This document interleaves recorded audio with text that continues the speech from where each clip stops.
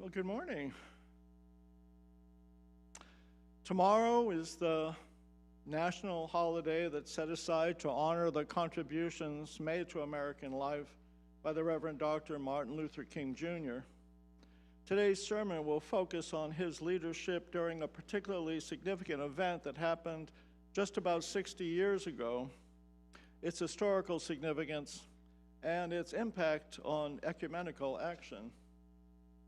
The American Civil War lasted almost exactly 4 years, from April 12, 1861 to April 9, 1865. It was just a month before the 100th anniversary of the end of that war that a march occurred, the March for Civil Rights, from Selma to Montgomery, Alabama. The fight for civil rights was a long fight, one which continues even today. The success of that march from Selma to Montgomery in March of 1965 needs to be placed in a historical context, I think, in order for us to realize its full meaning. The book Voices of Freedom, an oral history of the civil rights movement, is a good source of information. In it, you learn that for almost 70 years, the United States Supreme Court had supported the Southern insistence on second-class citizenship for blacks. With the Brown versus Board of Education decision in 1954, the court signaled it was changing its position regarding the legality of segregating black and white schoolchildren. What followed was predictable. Increased activity by the Ku Klux Klan. White citizens' councils were formed to exert political and economic pressure on black activists and their white sympathizers. Mississippi's United States Senators, James Eastland and John Stennis, worked to further consolidate the white monopoly of political power.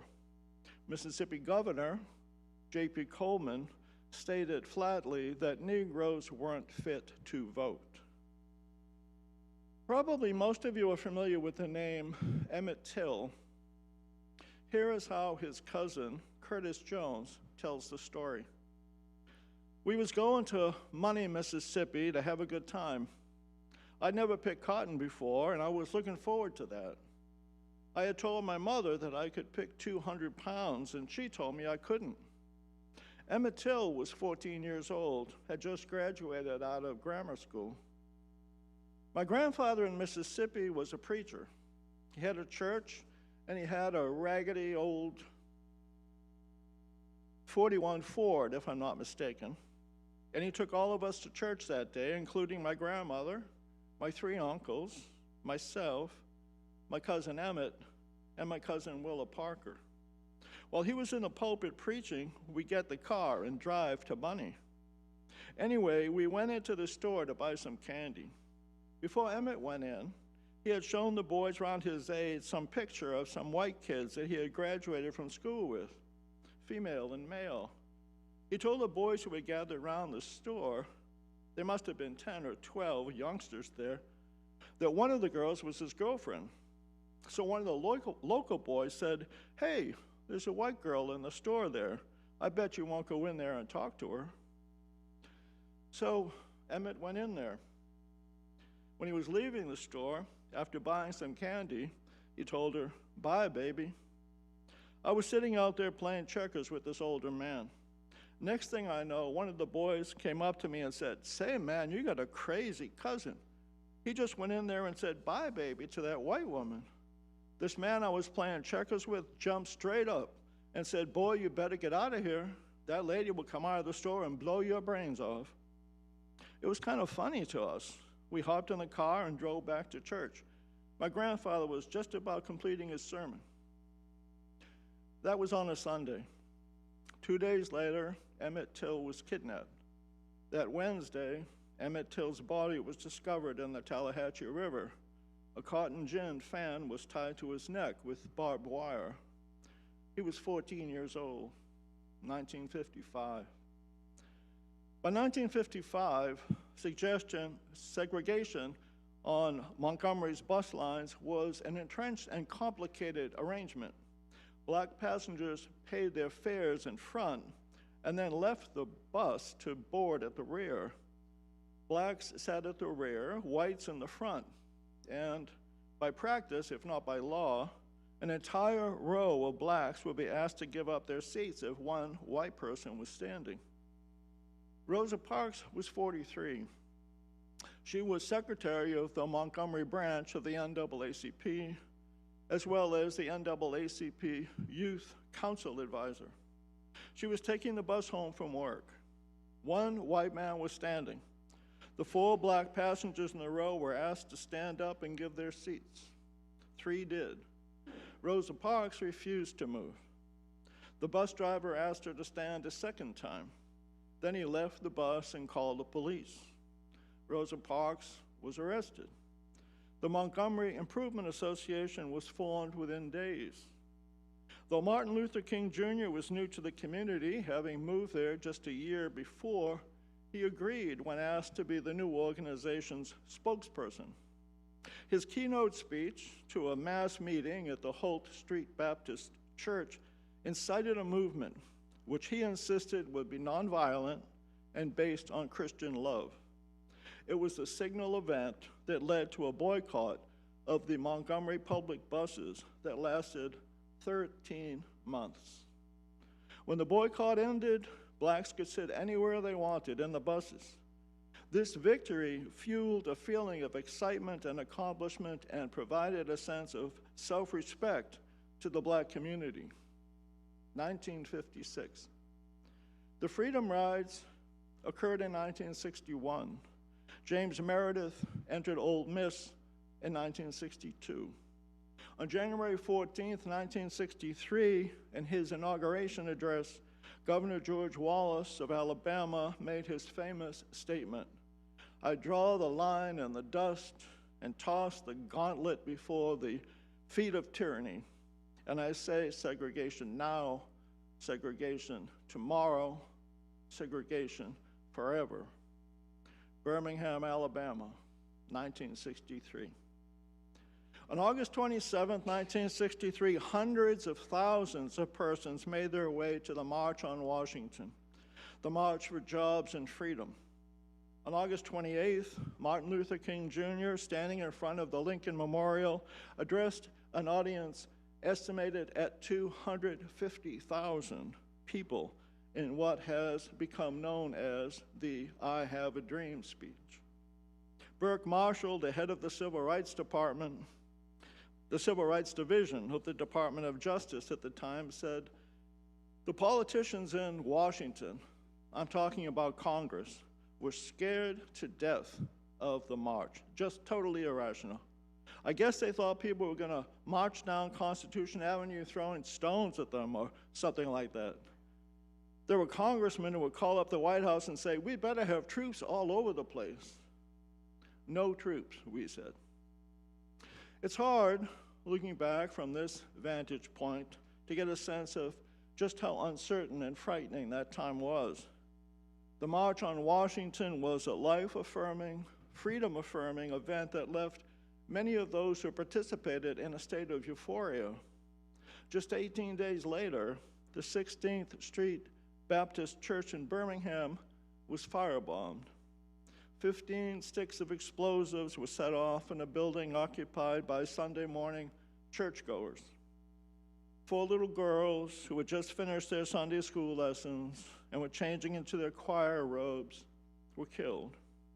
One was 11 years old. The others were 14. 20 other people were injured. The next summer, the summer of 1964, is known as Mississippi Freedom Summer. 4 major civil rights organizations, the Student Nonviolent Coordinating Committee, the Congress for Racial Equality, the NAACP, and the Southern Christian Leadership Council, joined together to register as many black voters as possible. Fannie Lou Hamer became nationally known. That's a short sketch of some of the events that preceded the March for Voting Rights from Selma to Alabama, and which paved the way for such a march to be possible and necessary. The title of today's sermon is The Challenge of Selma. It's a title that can mean a number of things. For those who marched, it can refer to the challenge of standing up to the violence and brutality of established institutions. For our society in general, it can stand for an accomplishment that, though it occurred 60 years ago, still challenges our assumptions about equality and fairness. And for Unitarian Universalists, it holds a special meaning, both in recalling our response as a denomination and our shortcomings then and now. Most of the rest of today's talk will be reflections upon the book called The Selma Awakening, written by African-American Unitarian Universalist minister Mark Morrison Reed, who has served as co-minister of 2 UU churches and as an affiliated faculty member of Meadville Lombard Theological School in Chicago. The subtitle of the book is How the Civil Rights Movement Tested and Changed Unitarian Universalism. Among the points that the Reverend Dr.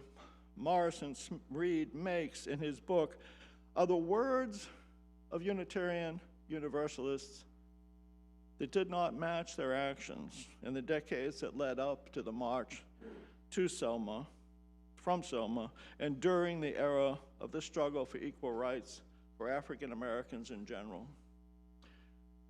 Also, that Reverend Martin Luther King Jr.'s call to clergy of all denominations to join the march changed all that. That UU laypersons and ministers acted courageously in this chapter of the struggle for equal rights, and that the struggle for equal rights for Black Americans helped pave the way for successful struggles to achieve improved status of women in the United States. It's a book that's both informative and challenging, and I hope to share a little of both aspects with you today. Reverend Morrison Reed starts out with this question: did freedom merely mean freedom of belief and conscience? Or did it also include the civic, political, and economic freedoms that educated, middle-class, liberal constituency of the UUA took for granted? And then he asks a further and deeper question: was this not a struggle for the nation's soul? In order to understand the internal changes that Unitarian Universalism faced in the mid-60s, we need to talk a little bit about the history and development of the two denominations, the traditions. The religious traditions of both Unitarianism and Universalism, as many of you know, grew out of the Christian congregational churches of New England. When we say a church is congregational, we mean that the congregation itself, not a governing body of bishops or presbyters, is responsible for making decisions in terms of organization and polity. Through the 18th century, the Enlightenment idea of the power of reason and free will became widespread among congregational ministers, which of course created created tension with the more traditional Calvinist churches. In 1805, a Unitarian minister, Henry Ware, was elected as president of Harvard Divinity School, and this brought more liberal ideas to the most influential school of divinity in the country. But there was a class aspect to this as well. As these well-educated men, and they were all men, were of the upper classes. This fact influenced and largely shaped the culture of the denomination. Unitarianism, since its founding, has been a liberal religious tradition, but its culture and class standing of its leaders, especially in the 19th and 20th centuries, strongly influenced its relation to the society at large and its interactions within that society. Not surprisingly, the denomination's worldview was exclusively Euro-American, because the composition of its membership came from that cultural heritage. That means that whatever its impulses toward racial inclusiveness might be, it has been hampered by its own self-definition as something other than and different from the African American experience. Our religious tradition has been shaped as much by the culture of class structure as it has by theology. This is one of the central points of the book called the Selma Awakening. And Mark Morrison Reed is not pleased with this culture. Much of the book is devoted to taking the denomination to task for the disparity between its stated beliefs and its actions. Our movement has made great strides, even in the past 10 years, to address this disparity. Still, as a Unitarian Universalist congregation ourselves, it behooves us to examine this truth, to take responsibility for it, to understand how it's influenced our development, and to decide for ourselves what our proper response may be as we move forward. Was this the result of ignorance, of acculturation, of prejudice, or a combination of all these things, and maybe more besides? There is no question that Unitarians and Universalists had good intentions.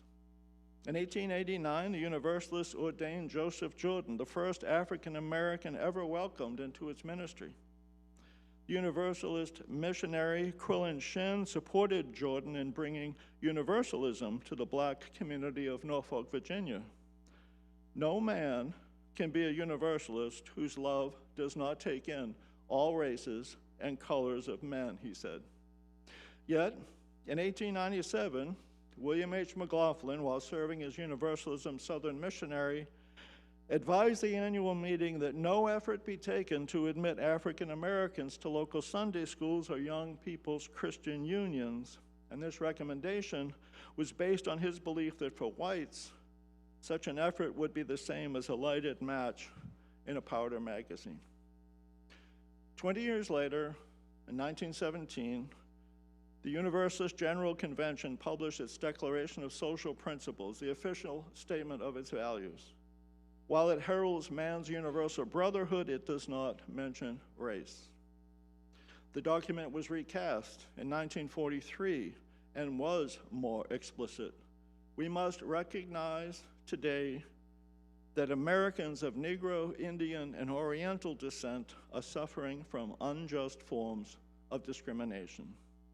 14 years later, the convention went further, affirming the worth of each person regardless of race, creed, or standing.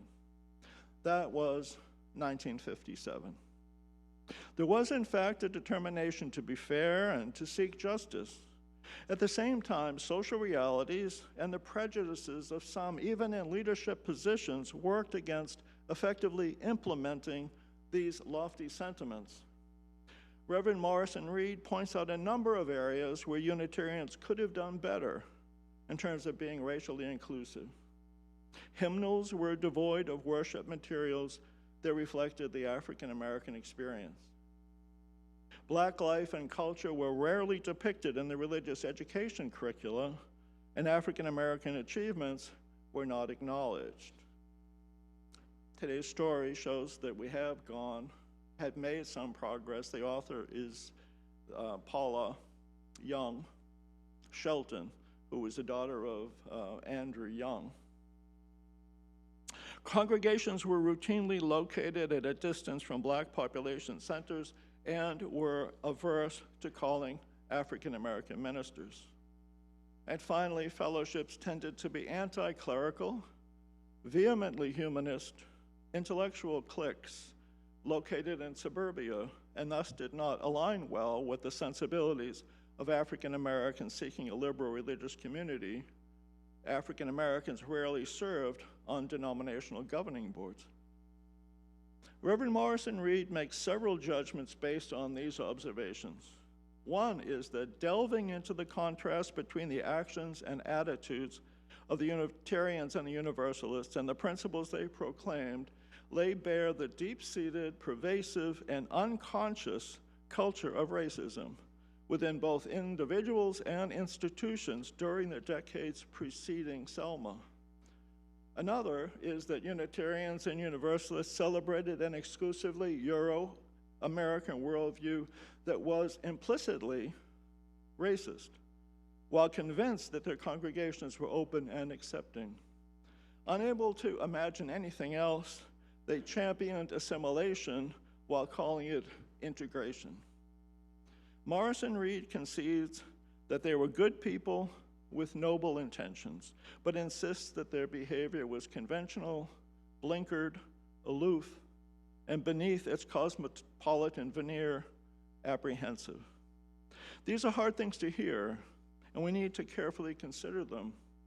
There is much truth in them, I think, but I would like to lift up one aspect that I don't think should be merged with the others, and that's the theology or philosophy, if you prefer, of humanism that began to permeate the denomination from at least 1933 and the issuance of the Humanist Manifesto. Religious traditions evolve. They are shaped by cultural influences and intellectual trends, just as other aspects of the culture are. The denomination has always had an intellectual bent, and the appeal of Enlightenment thinking in the 18th century has continued to be an influence, so much so that we cannot be surprised that humanism has emerged as such a dominant strain in our theological outlook. There's nothing to apologize for in that, but it is something to be aware of. Elsewhere in the book, Morrison Reed criticizes the denomination for not being more welcome to African Americans because of our informality in the way we dress at worship. He reminds us that African Americans often have jobs as laborers or in menial professions, and that they wear work clothes or a uniform all week, and on Sundays want to dress up for Sunday service. When such persons enter a UU church, they feel awkward and out of place because of their dress and are unlikely to return. It is important to recognize our shortcomings, but it's also important to recognize that we can't be all things to all people. Our culture has evolved in a particular way. We can do our best to be welcoming, but we need to recognize that cultural and theological differences do have an impact. Folks will seek places of worship that seem most congruent with their own experience, and there is nothing wrong with that. There is, though, something wrong with remaining in ignorance about the needs of others in our community, the differences that are made by cultural upbringing, the injustice that's caused by poverty and prejudice. Unitarian Universalists went to Selma, Alabama in March of 1965 in great numbers in response to a call from Martin Luther King Jr. in a telegram sent on March 8th. Here is what it said. In the vicious maltreatment of defenseless citizens of Selma, where old women and young children were gassed and clubbed at random, we have witnessed an eruption of the disease of racism which seeks to destroy all of America. No American is without responsibility. All are involved in the sorrow that rises in Selma to contaminate every crevice of our national life. The people of Selma will struggle on for the soul of the nation, but it is fitting that all America help bear the burden.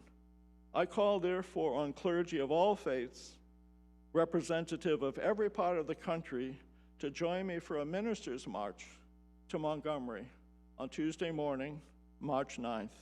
In this way, all America will testify to the fact that the struggle in Selma is for the survival of democracy everywhere in our land.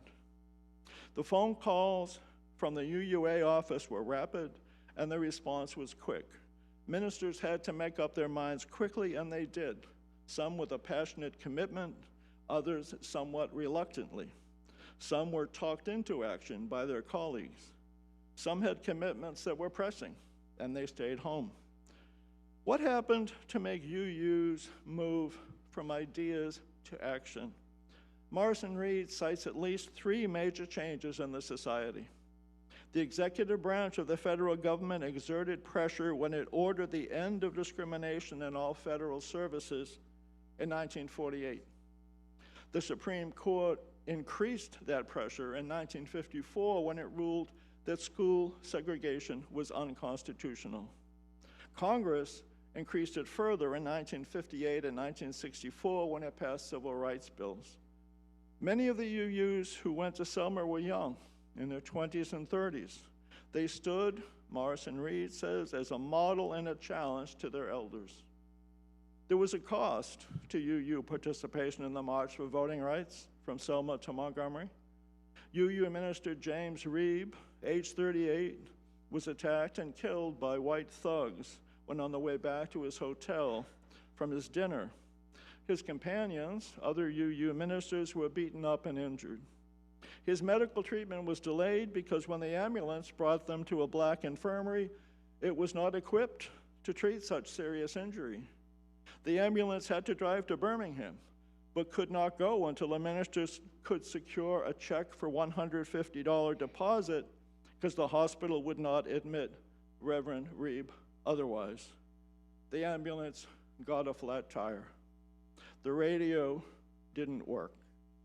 They had to turn back in fear of the cars of white passengers who were driving by. The Dallas County Sheriff's deputy stopped the ambulance, shone flashlights in the faces of the occupants, and questioned them.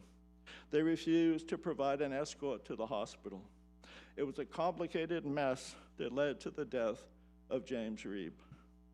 A UU lay woman was killed as well. Viola Liuzzo was a part-time student at Wayne State University and wife and mother of 5.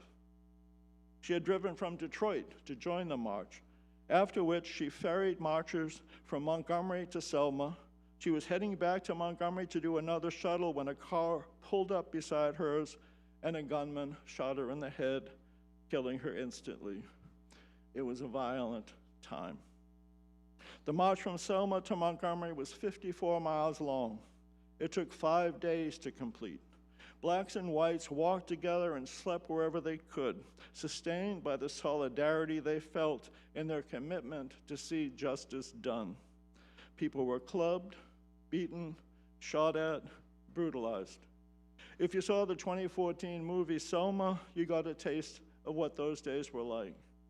It changed everyone who participated in it, and it changed the face of Unitarian Universalism. This religion that values intellectual stimulation on a Sunday morning found a deeper meaning in the actions of marching in an integrated body with persons of other religious traditions, and in the action of deferring to the leadership of those of another race, usually considered a subject race. Morrison Reed says this emphasis on the intellect safeguards religious liberals from feelings, from vulnerability, from the unexpected, from loss of control, from any power beyond their control. Our faith tradition was intellectually alive but emotionally impoverished. Selma's emotional intensity broke through a great barrier in the reality in life, as Leon Hopper described it. This is why many UUs saw their experience as the high point of their lives. Their emotions were so intense, their feelings so powerful, that rationality had little to do with what the experience came to mean to them. Rebirth and rededication, solidarity with the oppressed, camaraderie with colleagues, awareness of what was right and of what they had been willing to lay down their lives for. Being in Selma taught UUs to step out of individualism and think about community first, to confront authority and yet within the movement to obey it. They participated in a Black religious tradition which asserts that salvation, in essence, is collective. Its leaders did not denigrate the intellect, but neither did they make an idol of it. They wielded it in the service of justice. For a little while, they became one with the oppressed and disinherited. In our work for social justice, we need to keep these lessons in mind. Our job is to support those who need our support when the call comes, not to lead, but to offer service. And as important as the intellect is, more important still is the creation of a sense of fellowship and community in the ongoing struggle for justice and fairness for all races. at all times in what we call, perhaps too blithely, the land of the free and the home of the brave.